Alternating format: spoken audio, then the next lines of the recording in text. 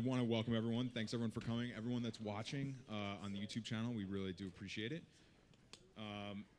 Grant and I met about a couple months ago, and we've known each other for a very long time, but we met here a couple months ago, and we started talking about some new ways that we could kind of get involved here with the alumni community, especially the younger alumni community.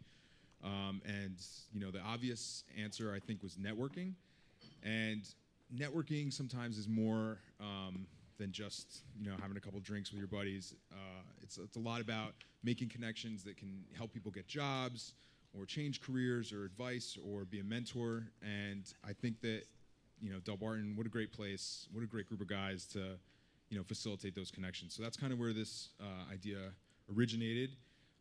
This one is more technology kind of focused, but it could be replicated for medical, lawyers, finance, kind of any community that Delbarton guys find themselves in. So we're going to go for about an hour here. I want to get started. I'm going to let you guys all kind of introduce yourselves, and if you could give like a 90-second, 2-minute overview of what it is exactly that you do, and then we'll get into some questions, and then we're gonna have the last 20 minutes where you guys can ask questions, and we'll take some questions online.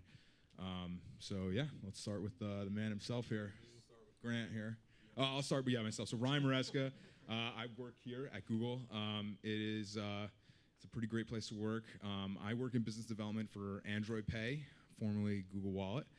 And I started working here about 4 years ago. I was out in California taking some classes, and I made some great connections with some professors. And I interviewed for a really long time in California. The interview process here it's arduous. And I found myself working here in the New York office, and I do very much enjoy it, and Google's a really great company and a really great place. So. I'm Grant Hewitt. I'm class of 2002. I had a relatively standard kind of career track. I went to Princeton after I graduated from Delbarton, went into finance, worked on a trading desk for about 4.5 years, had started a sports apparel brand on the side as a little bit of a passion project, and realized that my passion really was in initially sports apparel, but really understanding brand and building brands in an e-commerce environment. So I left my job on Wall Street to focus on this full time. That spun out into a number of different businesses, some that we still retain. Two of them, one is Hudson-Sutler, which is an e-commerce brand that sells travel goods and things like that. Another Streaker Sports, which is a sports apparel brand. We went through an acquisition earlier this year, so we have another team running that company. We built out an event portfolio, again, all focused on branding, and we were able to actually take those events and sell out of one of them entirely to a digital media platform based in Los Angeles, and another one we still own a stake in that expanded to sports event around pond hockey that's now expanded. It's part of the largest pond hockey organizer in North America. Hey guys, I'm Chris Verone. I'm class of 2002 as well. First, I want to thank Grant and Ryan for setting this up, and to the other speakers. I've known everyone here as friends and peers, and it's really a thrill for me to speak with you guys. And I think the other important thing about this gathering here is we're all from the same school, and it shows how important this network is. I currently work at a firm called Strategas Research Partners. I'm one of the partners there. I started there back in 2006. We are a Wall Street research firm. We do macroeconomic and investment strategy research for hedge funds, mutual funds, investment shops, and I run the technical analysis team there. And I think what's useful, and what I look forward to talking about as we get going here, is how different mentors along the way, many of which were Delbarton students or Delbarton graduates, kind of helped us all get to where we are. And I look forward to sharing that information. Very cool. I'm Teddy Kingsbury, class of 2005. I went to Washington Lee right after high school. Got to pretend to be a country boy for a couple of years, which was fun. I now work, I'm the head of business development for Damon John, who's most well known for being the CEO and founder of the global urban fashion brand FUBU, and currently is a shark on the show Shark Tank on ABC. So I help him with whole bunch of stuff, whatever he wants to throw me that day. But mostly his investments on the show, his investments outside the show, and then we have a consulting business where we work with different brands and celebrities for a whole bunch of different things, from licensing to digital strategy, PR.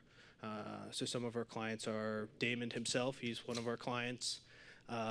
Work with Carlos Santana, Jillian Michaels, Jen Selter. She's a big person.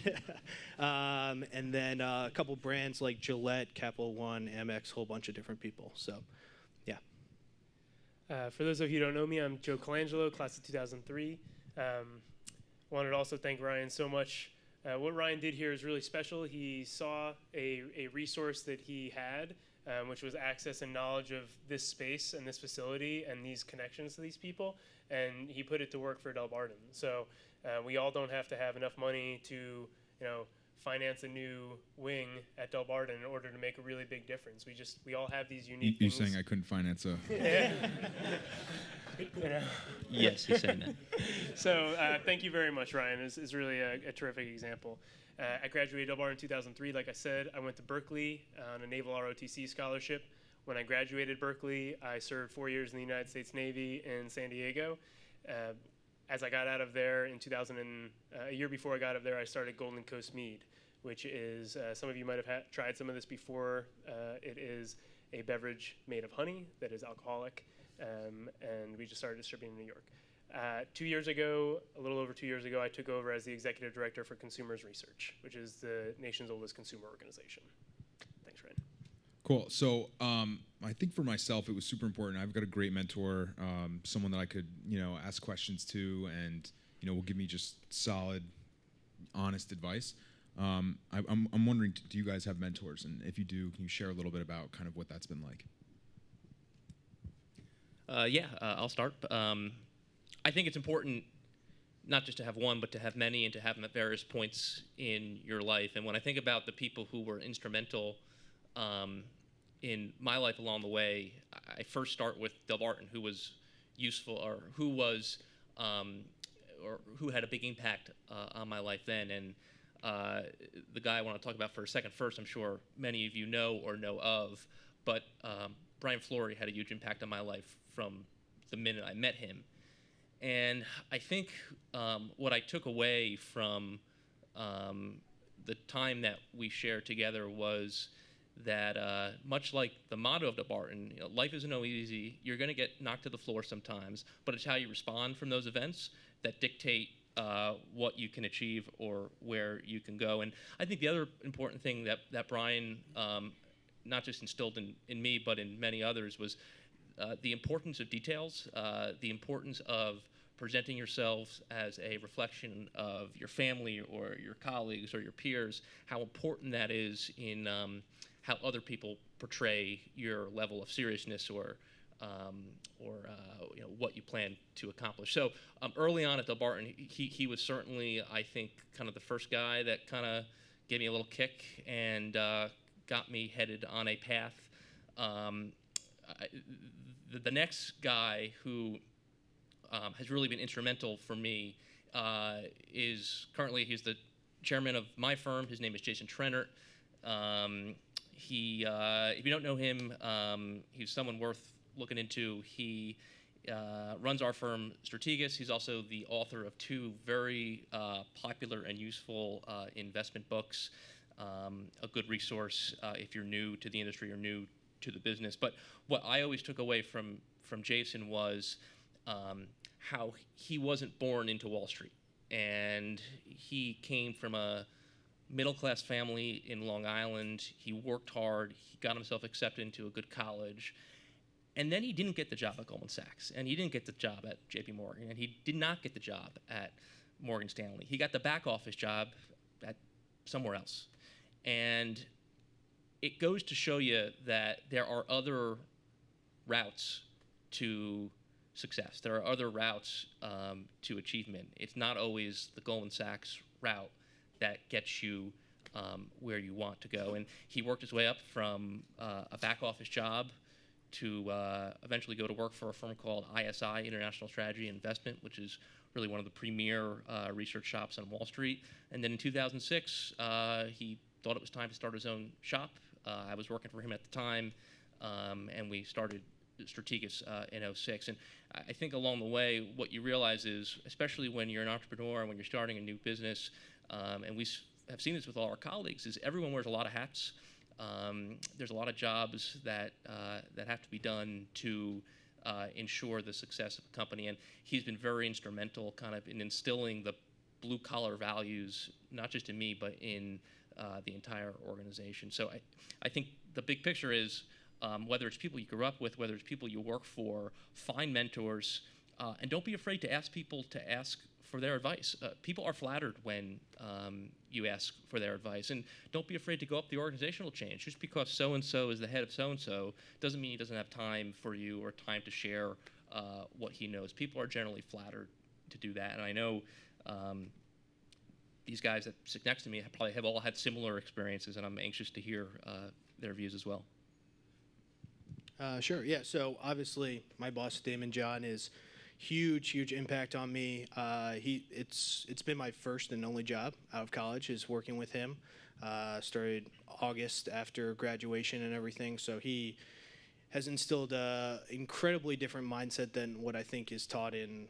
Even when I went to college, entrepreneurship was kind of this taboo thing of people would say, "Oh, I'm an entrepreneur," aka I don't have a job and I'm just kind of messing around with some idea here. But the idea of just go out there and do it. Just don't wait for anybody. The ball isn't going to move unless you do. And he has this idea of this thing called the power of broke, and this idea that you have tons of assets in your pocket, you just aren't really using them. And even something like this, like Joe was saying, here's an amazing resource of Google that we're all connecting, and just looking into your network where you might not know a top celebrity if you're trying to get a brand out there, but you might know somebody out there who is connected a couple degrees, and really it's one of those empty your pockets kind of moment, throw everything on the table and see what you have. But just echoing that sentiment, I think the big thing about mentorship is a lot of people kind of make it too formal. They're kind of like, hey, can I be your mentor? Or can you be my mentor? And it's a little too rigid, rather than, and as somebody who is receiving that message, it's kind of, oh man, what kind of commitment am I signing myself up for? So I think the biggest thing is just talking to as many different people, and don't have a mentor, have many mentors, and just bounce ideas, even if it's, I have this idea for a company or I have this idea for a project. What do you think? Obviously tapping into Delbarton's resources has been amazing, and your college resources and anybody you can really tap into is a huge thing for sure. Yeah, I would echo that last point very strongly. Having a number of mentors, I wouldn't say that I have any formal mentors, but I've for years, and I've made a point to keep in touch with people whose advice is going to save me a lot of time learning lessons the hard way. That's kind of the way I view mentorship. Is there are so many people that say, if I knew now what I knew when I was 20 years old, God, I would have avoided so many mistakes. Okay, well then maybe I should start trusting those people instead. So the way that I got into consumers research was through a Delbarton connection that had been recommended to me, introduced to me by one of my good classmates, and we had kept in touch for 2 years before he came to me with a job opportunity, and it was a terrific job opportunity, and I took it. But I was never looking for a job opportunity from him. I was just looking to have somebody that I could bounce ideas off of, that I could go to for advice. And I think one of the tricks is I enjoyed talking with him all the time. If I were on a drive, I would give him a call just to check in and see how it was going. And so it's kind of one of those things with networking. They would say, like, how do you in networking convey that you're interested in the other person? It's like, well, you actually have to be interested. That's the easiest way to do it. And if you're not, it's not even worth your time pretending to be. So it's the same thing with mentorship. Find somebody who you actually respect, who you actually trust, and whose advice you'd be willing to take and who you want to talk to. It was funny when we talked about mentorship. My initial reaction was like, no, I don't have a mentor, because I didn't have that rigid, like, we meet once a month and we talk about things. I actually find that I have a lot of peer mentors. Being in this small kind of startup brand space, a lot of guys who are older than me, younger than me, have gone through, to your point, have gone through some things that are really, really valuable and really, really helpful. I think it took me a little while to get over the thought that like no one wants to share their kind of secrets, and it became very clear that if you build a relationship two ways, people are certainly willing to not only share themselves but then ask things of you as well. So I think my mentors actually tend to be people sitting on the stage. Joe, you kind of alluded to this, but I'm curious, what 5 or 10 years kind of into your career, what is a piece of advice that you wish you had right when you were starting? Or even in your career? Just what's something you know now that you wish you knew before? I would say that the next 9 months are not the rest of your life. So the people often kind of have kind of too large of a discount rate on their future on their next 40 years, and so don't feel like you need to do the one thing that's going to change your life right now if you have an opportunity to continue moving in a forward direction. So life is not always going to be 10 steps forward and then another 10 steps forward. Sometimes it's going to be 5 steps forward and 2 steps back, but you're heading in the right direction, and don't take 5 steps back in the hope that you're going to go 20 steps forward. Maybe that doesn't make sense, but offline I'm happy to share the personal stories that are associated with that. How about you guys? Well, give me something you wish you knew like 7 years ago.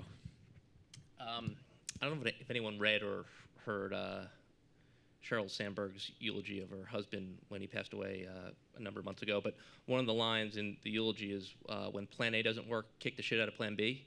I think that's a useful piece of advice because plan A is not always going to work out.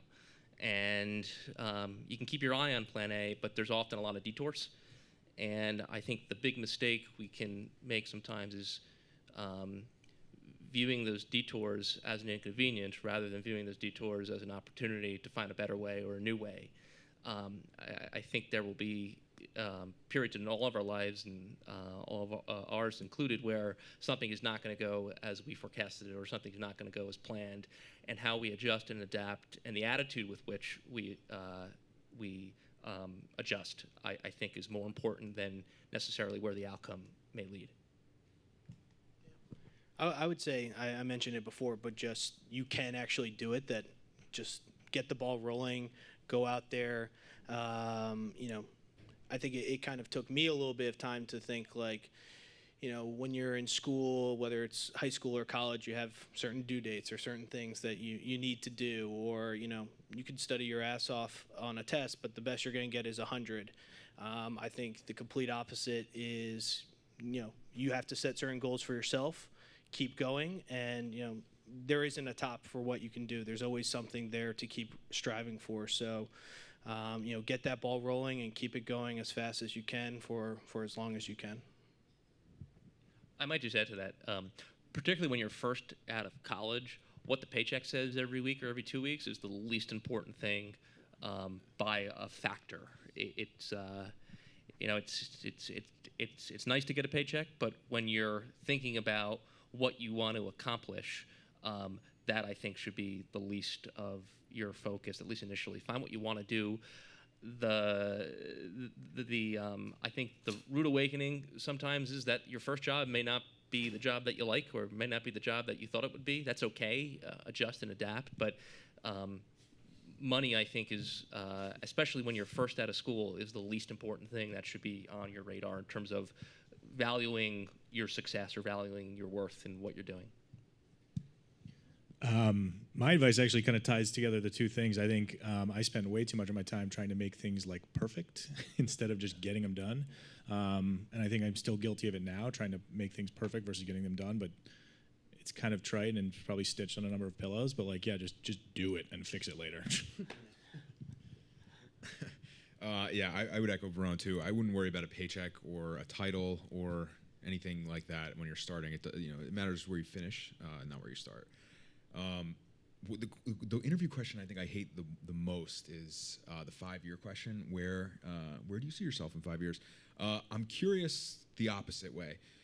where did you see yourself 5 years ago, as compared to where you are now? And if you saw yourself where you are now, I mean that's cool too. But I wonder how much your vision has changed in the past 5 years. I initially saw myself as a platoon leader of a SEAL team, and that did not work out. And that kind of ties into. Raise your hands. Anybody else here? No. So I think 5 years ago, I probably didn't see myself doing what I'm doing now. I think maybe I was shooting for a senior manager, senior consultant at a consulting firm, something like that. But I said yes to a lot of things that came my way in the meantime, and that's what kind of got me here. Yeah, I had no idea what it was going to look like. I graduated in 2009 from undergrad and wasn't exactly the best year to graduate from school. Kind of was, it was one of those things where, myself included, all my friends, you have one idea of a job that you're going to go out to, and I ended up working for the founder of FUBU. So, it's not exactly, I think 5 years ago, the show was struggling. It was like its second year, it barely got a second season, and the show kind of, has been a lifeblood for a lot of the stuff that I've been doing. So I think it's actually been way better than I thought it would be. I thought maybe, the show will be on for 2 seasons and then I'll do something else. Maybe there's a Wall Street job I can get into or something for some stability. But it was one of those things where I had no idea what was going to happen. And, maybe kind of naively, I was like, well, I just graduated from school. I still have plenty of time to figure stuff out. So it's been a crazy up and down sort of journey, but it's definitely been a cool one for sure. I might add to that, maybe looking back 10 years, I was graduating college. I was an 06 Villanova graduate. I had no idea what I wanted to do come senior year, so I kind of punted and took that 5th year option. And I got a master's degree out of it, but that took a little convincing. And then I'm willing to guess 10 years ago, I couldn't have told you the difference between a stock and a bond. I had no idea what I wanted to do with my life. I thought maybe I'd be a history teacher or a gym teacher or something along those lines. And I think what changed is, again, going back to the mentorship thing, there are people around you that expect more of you. And you start to see your peers and your friends aspire to certain things, and you start to aspire to those things as well. So I did the whole, toss my resume out to every bank out there, and I don't think I got one phone call back or one email back. And that's when, that was maybe spring of 05 or something like that. And that's when I kind of went back home and went back to my roots and made the phone call to the Alumni Association at Barton, had a meeting with Father Giles, talked about what I wanted to do, how I wanted to get there. And it's how he initially put me in touch with a fellow by the name of Don Rissmiller, who is currently a business partner of mine now, but he was the guy who initially hired me at a firm called ISI. And it was this Del Barton network and this Del Barton relationship that I knew was there to take advantage of. And not that anything here, and there's no handouts in this world, but we're fortunate to have people who genuinely care about the success of everyone in this room, and it was really instrumental in helping me kind of decide to take the first step and figure out what exactly it was that I wanted to do. 5 years ago, I was convinced that Streaker Sports was going to be the next great vintage apparel brand, and we would have already sold to Under Armour by now. That didn't happen. And saw, I guess 4.5 years ago, I was told by someone who was very smart and had made a lot of money in retail that was never going to happen. I still think there's an opportunity. But saw another opportunity and pivoted and learned a lot from some of the kind of hurdles and trips that we had along the way. I think Teddy kind of hinted at this, but the Del Barton motto is "Cut us down, we grow back stronger." So, give me an example of kind of a moment where things were going not great, and you had to kind of pull your way through it and persevere. I'm curious to a time in your life when things weren't always as great as they are now. I'll go first. This no example sticks out of my mind more clearly than this one. I had gotten out of the Navy. I had a 3-month-old son. Moved to DC. My wife was in law school, and I found this amazing job. It was a startup that was for military and Groupon for military, and oh my gosh, it was terrific. It was going to be the best thing in the world. I was so excited. I took over national sales for them, and after 11 and a half months, they laid off the entire sales team. And I had taken a pay cut for that, but I was equity focused. I said, this is great. They're gonna raise more money. Everything's gonna be successful. And so I was looking at, I kind of built my entire persona, my life around this idea that I was not working for the man anymore. I had been in the Navy for 4 years, and most people transition out and they go to Booz Allen, and I was so focused on not going to a consulting firm.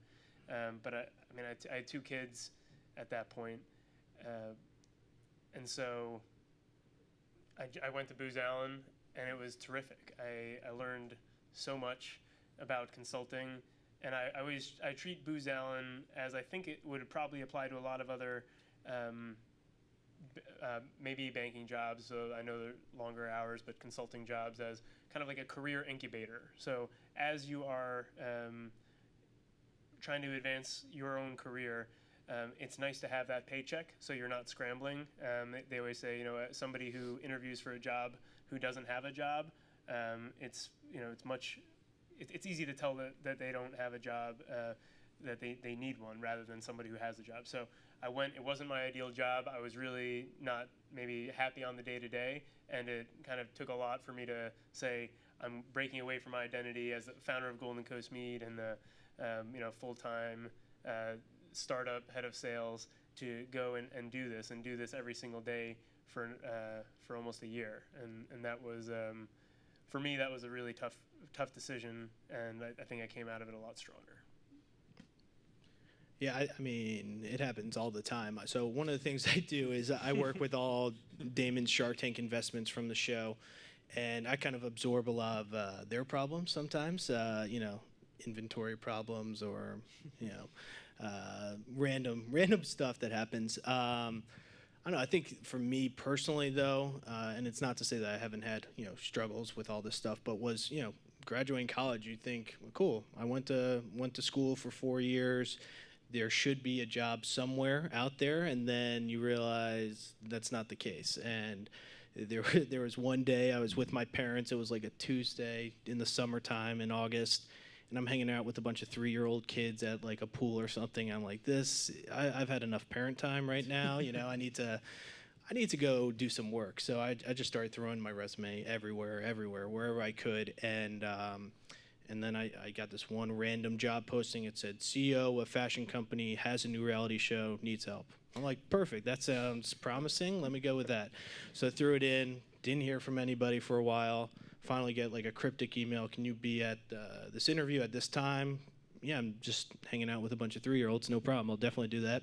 So I'm in the Empire State Building. I'm wearing a Brooks Brothers suit, probably some kind of salmon tie, and the elevator doors open, and I see the FUBU sign, and I'm like, oh, God damn it, how is this gonna turn out?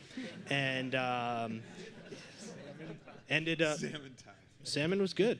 And, it was one of those things where I had an opportunity. Damon's like, look, I got this show.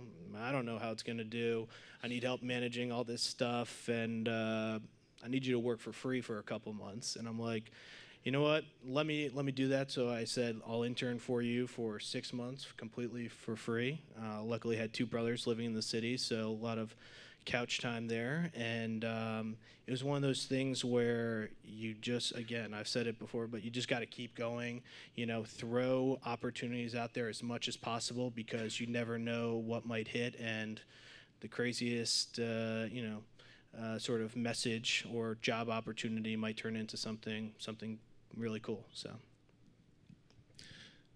we are the companies that he has to deal with. Yeah, I think on a regular basis, I'm dealing with a lot of failure that we have to learn from and move on. I actually think it's top of mind because it's relatively new, but we had a not a good situation regarding a product that we launched a couple months ago, but that since we learned our lesson. I think we've put some procedures in place to make sure we don't make those mistakes again. But that actually since has led to recently like one of our largest single days of revenue on the books, kind of an indirect tie to that specific failure. So I know exactly what Teddy's talking about in terms of having numerous cut downs. I would just add, and I spoke a little about this before, but when you're 21 or 22 years old and people reject you, it stings, right? And it stings for people to say, well, you're not good enough to come work here, you're not good enough to come work here. I think the more you can utilize that as motivation, or the more you can put the chip on your shoulder and say, well, watch what I do next, or watch what I do now. I think that's just I think while it's a simplistic attitude, I think it's an extremely useful kind of life tool. As far as the broader picture, just by a function of what I do every day, markets are extremely humbling. Markets humble you every single day. And I think what I've had to learn, particularly as you get older, is just the realization that you're going to probably be wrong more than you're right. But it's adjusting to the environment when the facts change. I think there are a lot of people in our industry who forget that the goal of the game is not to get 21, but to beat the dealer. And I think sometimes we focus too hard on getting 21 when the objective is just to beat the dealer. To Chris's point there, just to exemplify his chip on the shoulder, all I ever wanted to do was go to the Naval Academy my senior year at Dumbarton, and when that was the last rejection letter I got, I took $200, which was a ton of money for me at the time, and framed all my rejection letters, and they still hang in my home office on the wall. Wow, that's good advice right there. Frame your rejection letters. Cool. So I'm sure everyone here on the stage sees a lot of resumes and does some hiring or interviewing.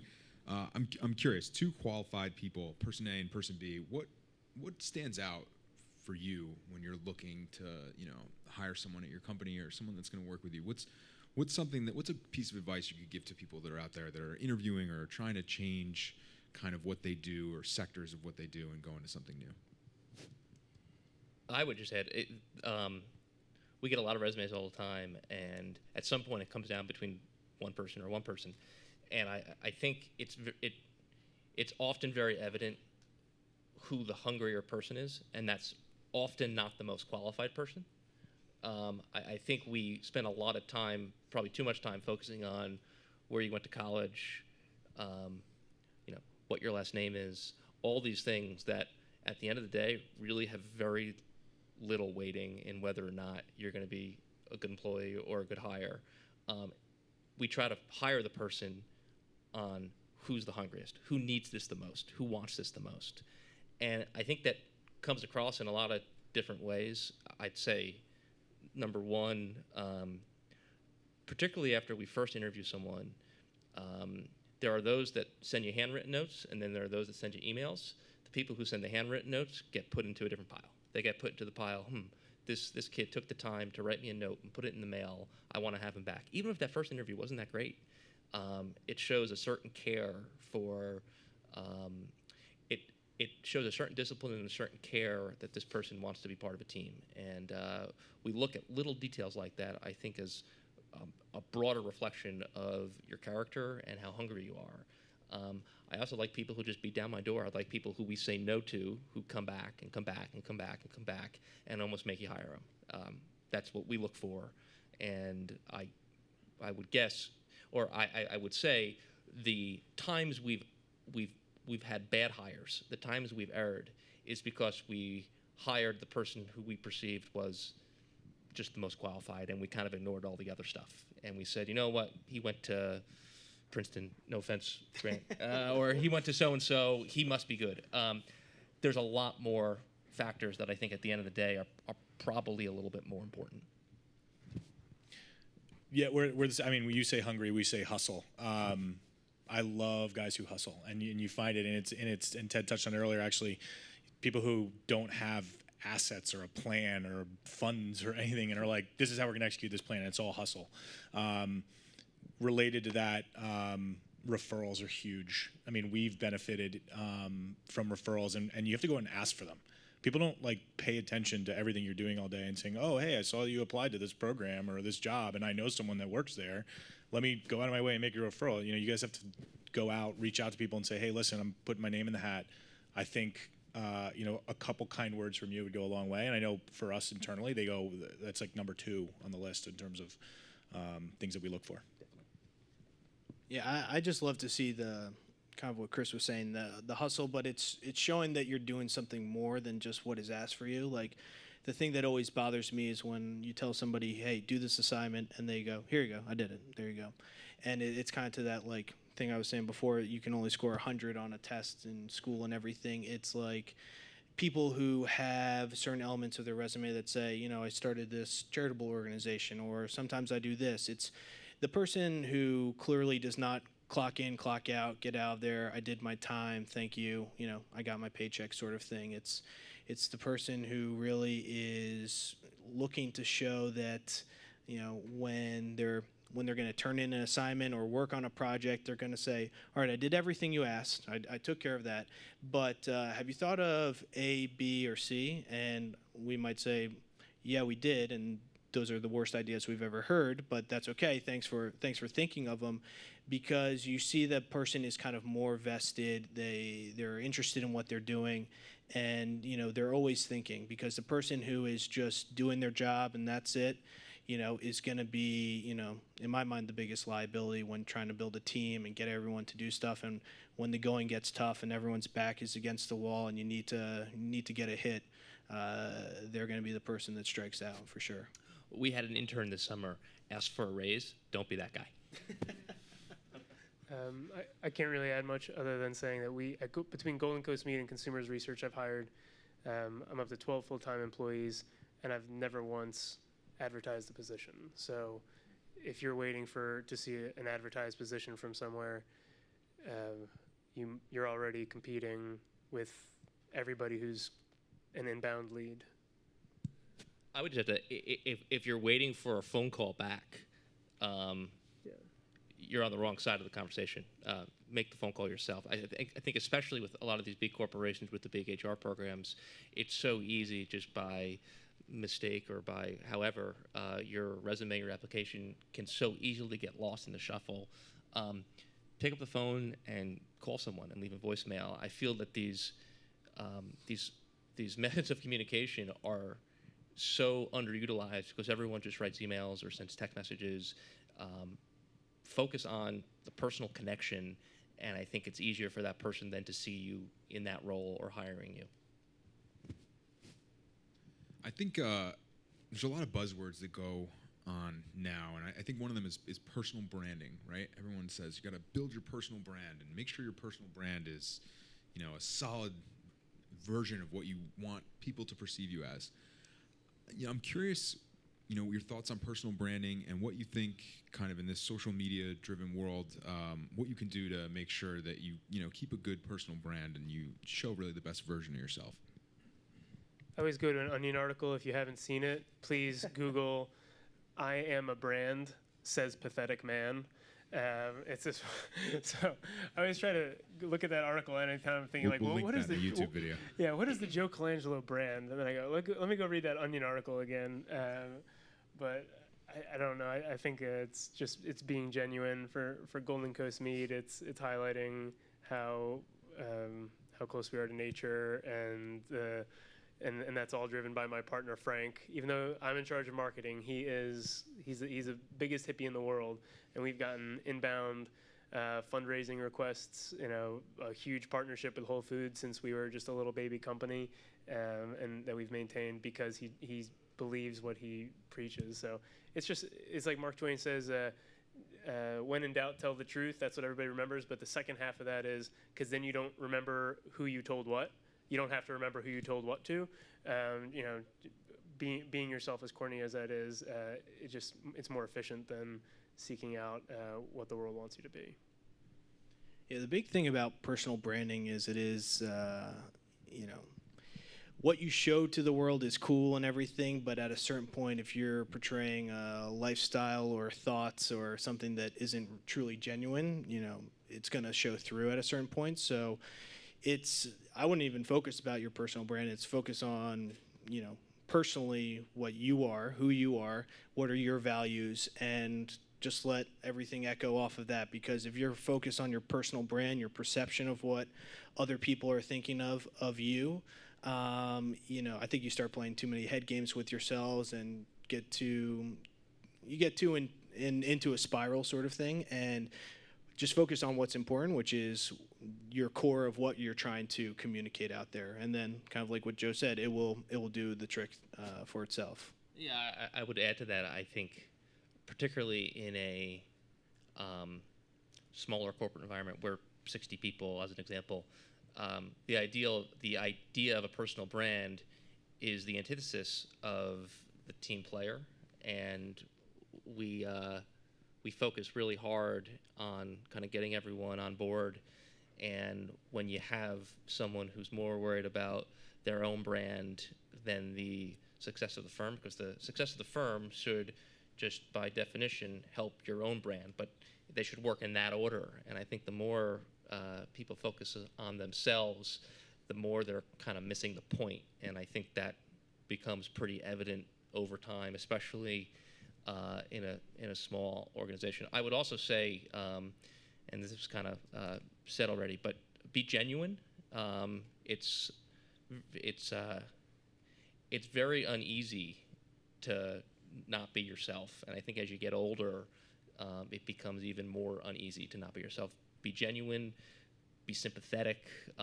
In 2008, during the financial crisis, a lot of our clients were having really tough years. And one thing we did was, as a Christmas gift, we sent a lot of clients, we sent them boxing gloves with the words inscribed on them, it's been a tough year, but we're in your corner. Stuff like that, I think, to show your compassion towards someone or a client or a customer does a lot more to helping your brand than posting pictures of yourself on Instagram or something like that. Yeah, I agree. I mean, I think it's being genuine and authentic. I got a lesson in personal branding, actually, and it was kind of a point I touched on earlier, is that, share yourself. Don't be overly self-promotional, but share yourself, because there's people who want to support you and who are willing to reach out and help or want to support you in terms of being a referral or something like that. Cool. So I've done enough question asking here. Any questions from the audience here? Anybody up here? No. So Mike right over there, if you want to. All right, not everyone at once. We're civilized here. How we doing, guys? So at this stage in your careers, I think most people, well, at least people in my generation, a couple of years younger than you, are looking up to you, assume that with what you've done, there's no fear, there's a fearlessness.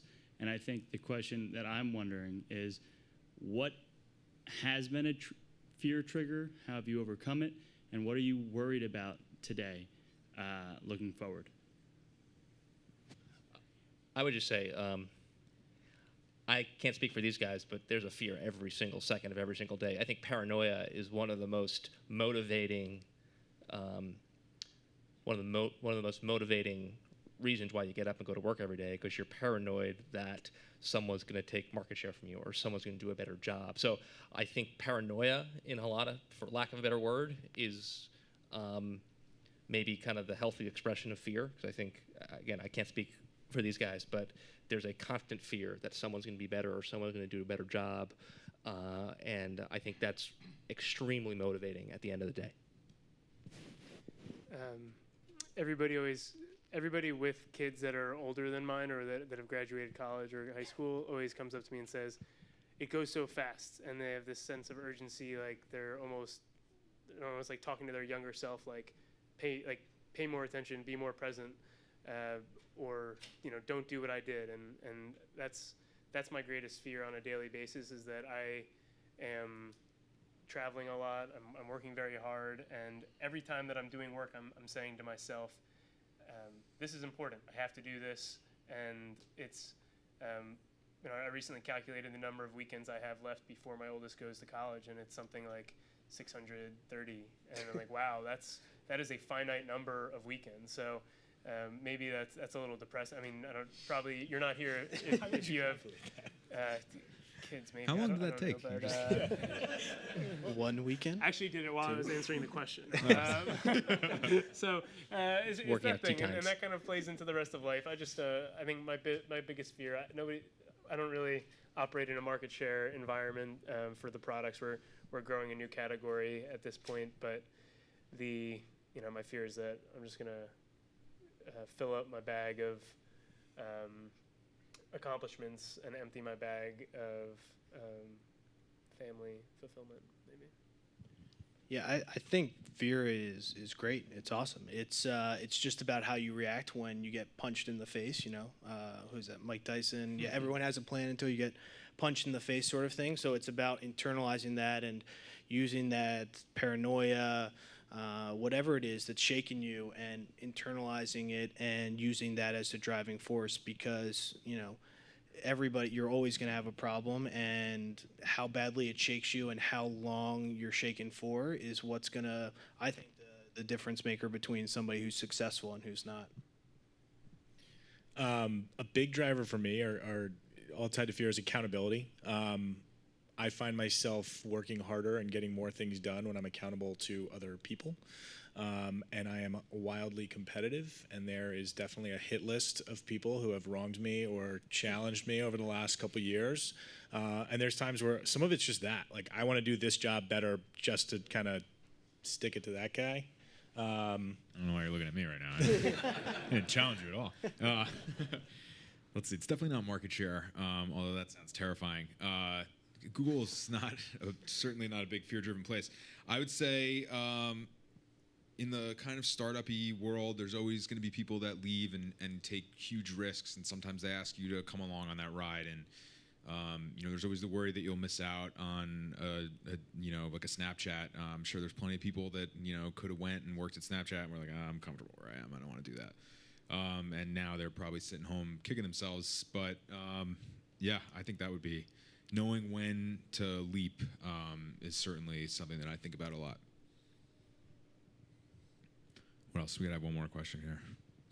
Yeah, just line up. There's a mic there. Kind of building off that point, for Chris, Grant, what kind of is that breaking point where you have a very comfortable job, you're making a nice salary, you're comfortable where you are? What's that breaking point where you're ready to kind of make that leap of faith into your own new thing and kind of go all head first into the water? That's a good question. It's easier for me to answer maybe from the opposite way. I can tell you what isn't or what shouldn't be the breaking point. And what shouldn't be the breaking point is if your friends are making more money than you, that shouldn't be the motivation to go try and do something different, because I really just don't think it matters for a long time. Maybe to answer the question the first way that you posed it, I think there comes a point, particularly when you've been at a job for a period of time, where you need to see some road to. I think you have to answer yourself: is there one day in the future where I could run this place? And if the answer to that question is no, No. then no. Well, or run your group, or run your group, or run your team, or run something. Is there a day that I can see? Is there a path I can see where I'm in a position of leadership or a position of management? And I think if the answer to that question is no, then maybe it's time to start to find somewhere where that could be the case or could be a possibility. But again, it's probably not a great answer, but it's kind of how I think about things. I don't think there is I don't think there's like a point in time where I was like, this is definitely the right time. I knew that I didn't like doing what I was currently doing, and I'm like one of those dorks who has like kind of inspirational quotes around me all the time. And there was one article that was, if you wouldn't do your job for free, then quit. And it circled around my head for a while, and then I just, I quit on a Tuesday. Like, it wasn't really premeditated. I Quits knew on I, Tuesday. I knew I didn't want to do what I was doing. Didn't know if my leap was going to work, but kind of was in that position where I said, I'm not going to forget myself if I don't roll the dice at some point. So what's the difference between now or 6 months or a year or so? Nassim Taleb has this kind of structure of anti-fragility, right? And part of it is creating a system that the more chaos is introduced, the stronger it becomes. And so it's kind of also that the more you can do, I think we often discount the upside of doing something that does not have a safety net, and we kind of overestimate the downside of it. If you go and do something for 11 months and you have not made as much money as you would somewhere else or where you had been for 11 months, and then that thing fails, you are not necessarily worse off.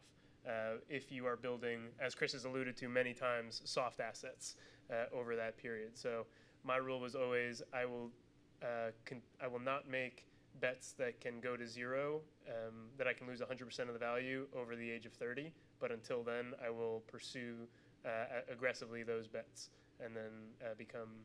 But so you can fail at everything that you've tried at under 30. But if you at any time really, it depends on how much you take on over 30. But up until then, if you fail at 10 things, you are in a much better place than if you have kind of failed at one. So introduce chaos into your life, introduce kind of more randomness. Zuckerberg didn't say, I'm going to make Facebook and it's going to be $1 billion company. He was coding things every single week and every month. And so the more randomness you have, the more projects that you can attach yourself to, the more likely that one of those things is going to be the next Snapchat. And it's not just that, it's networking, it's interacting with people rather than staying at home and chaos. Yeah, it's good. I would also just add, I got a good piece of advice a long time ago from the father of my friend from Dublin. Can you speak in the microphone? Sure. I got a good piece of advice a long time ago from a father of a fellow classmate. It was, do it on the side. And then the beauty of doing a business on the side is eventually your salaries start to get close. And then once it kind of crosses, then you drop the other one. And you just don't start with nothing. You got to build it up because it takes time to get the things going, and it takes a lot of pieces to get in place until it's a real viable company. You don't want to save all your money to, I've done this, save all your money, quit your job, try something and start from scratch. You kind of want to build it up over time. So I was just going to add, don't confuse expert advice with good advice. There's, I'm going to butcher this quote, but I think it's from Bill Buckley, who said he'd rather be governed by the first 200 names in the Boston phone book than the faculty at Harvard. And I think there's some truth to that. There's a lot of expert advice out there. Not all of it is very good. Kind of focus on making your own path. And I think the other thing that is worth talking about, if you want to go to a career in finance or a career in technology, learn about everything, not just finance or technology. Read history, read English. These are all things that I think can separate you from your competitors or your peers when you can draw on history or draw on literature, so on and so forth. The more, I think in a lot of ways, the more well-rounded you are in some respects, the more conversations you could have with someone about a lot of different things can be pretty useful. Joe, you kind of already touched on this, but I'd love to hear the whole panel's thoughts on this idea of premature optimization, which is really, I guess you could look at it professionally as an individual or as the organizations you're part of, where a lot of people think that as an entrepreneur, you're trying to build this model, and then once it hits, you're going to put everything behind it, right? What are your thoughts, I guess, on in your career as kind of like once you feel you found something that's really working, putting all the chips in on that versus kind of exploring and spreading out, and how, I guess, maybe more for you, Ryan, how do you feel that like an organization encourages its team members to continue to experiment and not overload what's working? Yeah, I mean, I think I'm super lucky that I landed here because certainly moving around internally and even externally, people are very comfortable with, and it's perfectly normal and natural here to go around and interview at different parts of the company, and it's such a huge organization that's has its hand in so many things that you're very much encouraged if you're interested in something that's completely divergent from what you're doing right now to go and try it. And I don't know that every sector is kind of like that. I don't know much about finance or banking, but from what I've heard, I think it's a little bit more risk averse to move around internally. But certainly in the tech world, it's you're encouraged to kind of explore different things, because in the end, it makes you just a more well-rounded kind of employee, and I think that's super important here. We're always kicking around ideas. A lot of, I mean, almost exclusively, they're all based on things that me and my partners and other people that we bring in have learned over the last number of years, and those times where we have tripped and messed things up and learned from them. I mean, we are always reprioritizing what we think is the most compelling opportunity, both on an emotional level, things we want to work on, but also financial.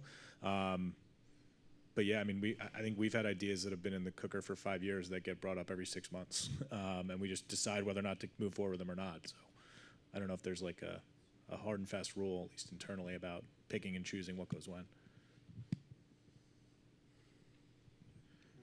Cool. Any other questions? No? Well, so it's time now, but I want to ask everyone up here kind of, we talked about being a mentor before, but, are you available to take on an email or call or a handwritten letter and kind of help people out, from the community? Is that something that you're comfortable, attaching your name to? Yes. Yeah, absolutely. Of course. Yep. So I think the message here then is, reach out, right? Not just to the people on the stage. Obviously, you can reach out to me too. But reach out to your classmates. Networking is super important, and Delbarton is a small group of pretty great individuals. So you're gonna, if you network the right way, you're gonna make sure that your connections are broad, and you'll be able to help yourself out in the future or help a friend out. And yeah, I mean, that's what Delbarton's all about. So make sure you pass it on to everybody else. But yeah, thanks guys for coming. Really appreciate it. Yeah. Thank you, Ryan. Thanks, Ryan. Real quick, I want to thank Ryan. This was his brainchild from the beginning to kind of take this idea and run with it. One of the big takeaways that we wanted to leave today with is letting everyone in this crowd and everyone watching and even kind of further down the road that these sort of things can happen organically. This was just an idea that Ryan came up with, and now we're all sitting here. So we'd welcome all of you guys. If you have an idea for 2 people, 5 people, 80 people, 100 people, empower the network that you're a part of. Don't be afraid to ask for help. Don't be afraid to share an idea, because I think what we learned is that there's a lot of people who want to get behind these things. Big thanks to Ryan again for having us. Grant, I would just add to that. Don't forget how special the Delbarton community is. I have friends who went to good high schools and good colleges who are so jealous of this because it just didn't exist where they went. And I don't think we should take this for granted for even 1 second. We were fortunate to go to a great high school, and it's nice knowing you can look to the person next to you and you can count on them if you need them. Cool. Thanks everybody. Thanks everybody for coming too. Thanks. Can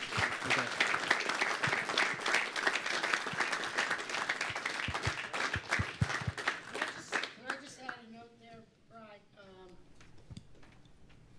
This is just unbelievable, what you guys put together tonight. This is awesome. I've been in the alumni office now for 28 years, and always are looking for new ideas. But for you guys to come up with this concept, guys, this is what we're looking for. I mean, give these guys a round of applause again. This is amazing. And I want you all to send an email to your friends, classmates who weren't here tonight, because this was streamed, and they can watch this, and you can watch it again. And I encourage you to watch it again, to listen to what these guys have to say. But guys, just on behalf of the school, this is what we're trying to build with the Alumni Association and the school, and you guys have done a tremendous job. So thank you. Thank you, thank you. Thanks, guys.